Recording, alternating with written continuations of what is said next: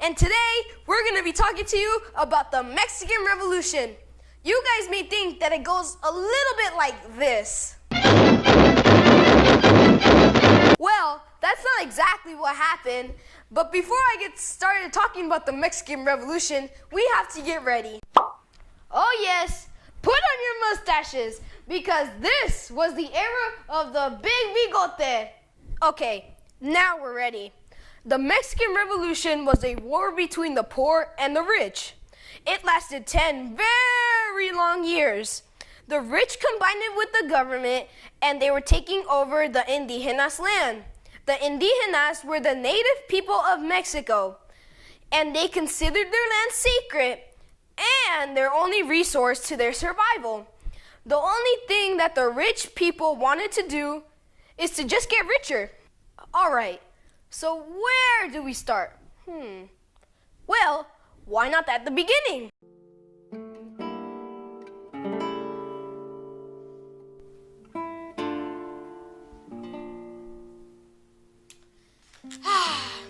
You remember Mexico? Mexico was a country full of beautiful places. A country with history.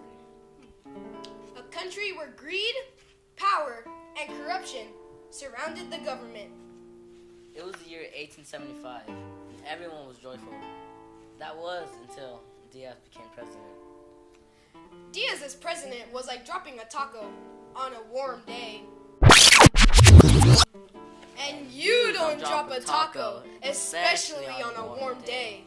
Let's start talking about Jose de la Cruz Porfirio Diaz. He took over the presidency in 1875, and his regime lasted 35 years. Yes, he was president for 35 long years. Sure, he wasn't the nicest guy in town, but he did bring railroads and telegraphs to the country. But he had no concern for the indigenas or their land. He had just one thing in mind, and that was to be the most powerful and richest president Mexico had ever seen. So he started taking the land away from the indigenas and selling it to the rich. The indigenas were then treated as slaves and forced to work in the land they once owned. The indigenas wanted him out of the presidency so they can get their land back. Diaz did not see indigenas as modern citizens of Mexico. Instead, he saw them as pests, like pesky flies that just needed to go away and they needed to be dealt with accordingly.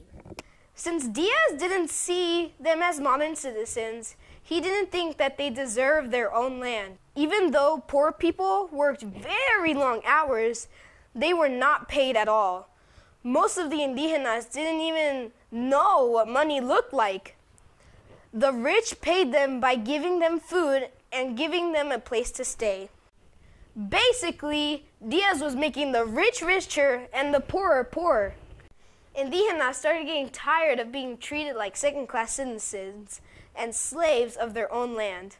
After Diaz, then came Francisco Ignacio Madero Gonzalez, who wanted to stop Diaz from becoming president for another year.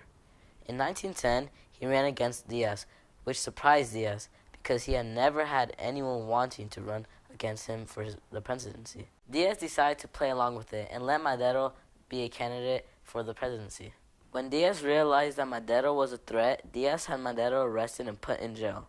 Madero met bail and fled to San Antonio, Texas. From Texas, Madero drafted the plan of San Luis Potosi, which called a revolt against Diaz, demanding that the government be ruled under democracy and put a stop to the corruption. Madero kicked off the revolution on November 20th, 1910 at 6 p.m. The only problem was that Madero had no way of starting the revolution. He needed leaders that could lead the revolucionarios. The revolucionarios were the indigenas that lifted arms fighting against Diaz. The revolucionarios were separated into two parts, separating Mexico in the north and south. This is when the famous revolucionarios Francisco Villa and Emiliano Zapata come into picture. The Northern Army was led by Francisco Villa, better known as Pancho Villa. And the Southern Army was led by Emiliano Zapata Salazar. The revolutionaries bombed railroads and roads around Mexico.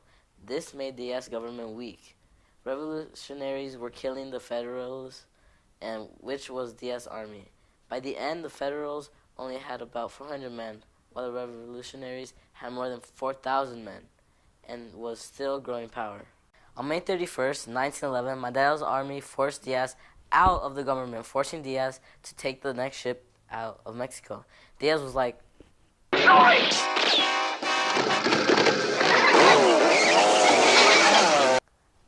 fleeing to Paris, France, because his life was in danger.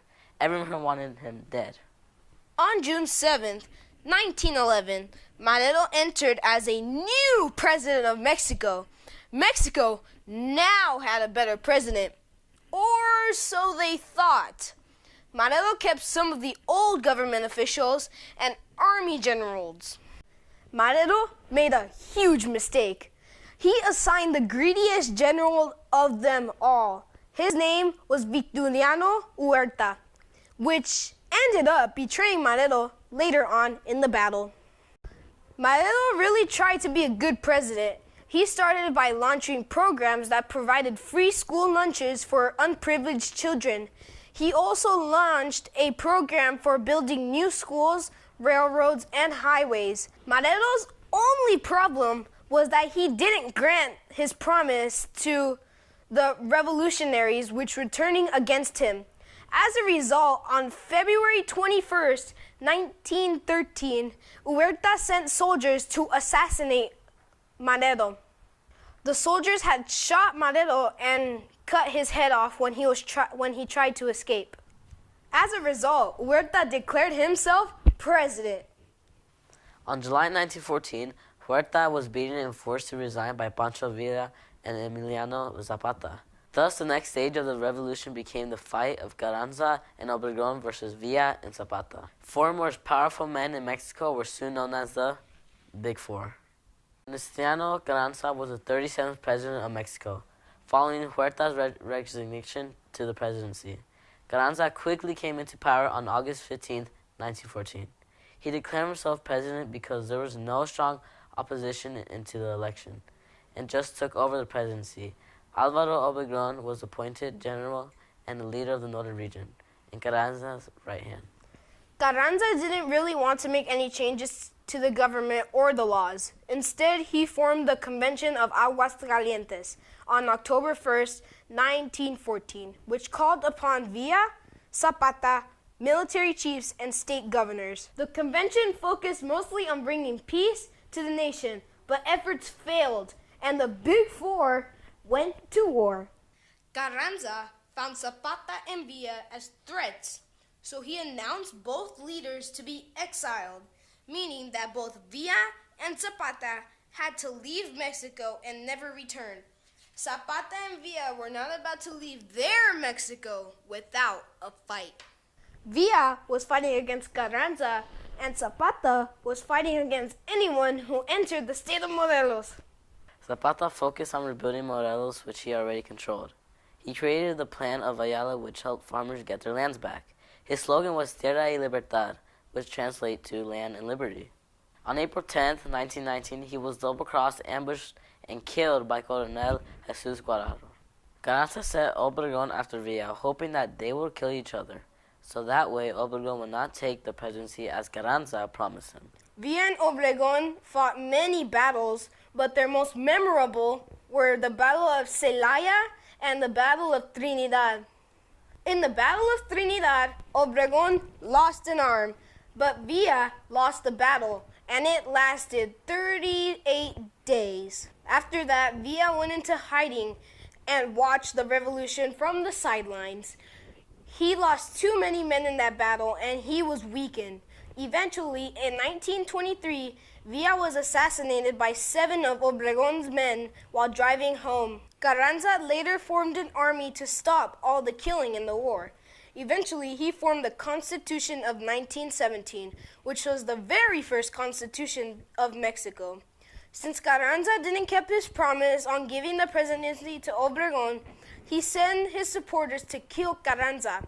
He was assassinated on May 21st, 1920. Obregón became president after the death of Carranza in 1920. The biggest obstacle to Mexico's recovery was the corruption in the government. The election of 1934 elected the most honest guy Mexico had ever known to date, Lázaro Cárdenas. Cárdenas gave the nation a chance to get back on their feet.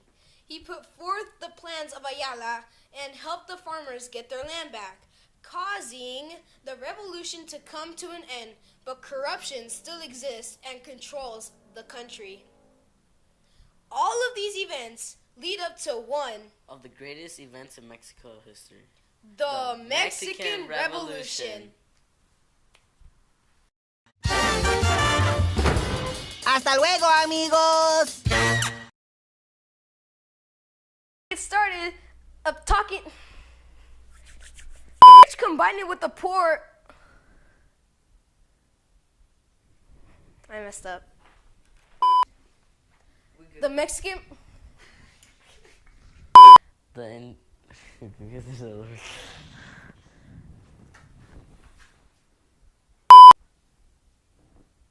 I saying it? Yeah, you're saying Oh, I thought you President. I forgot it. Cut. We gotta cut. And you don't drop a taco. On the one, especially on the one they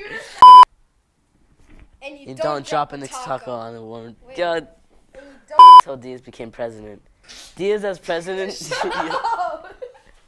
The revolution. The revolution. Sorry. Zapaca.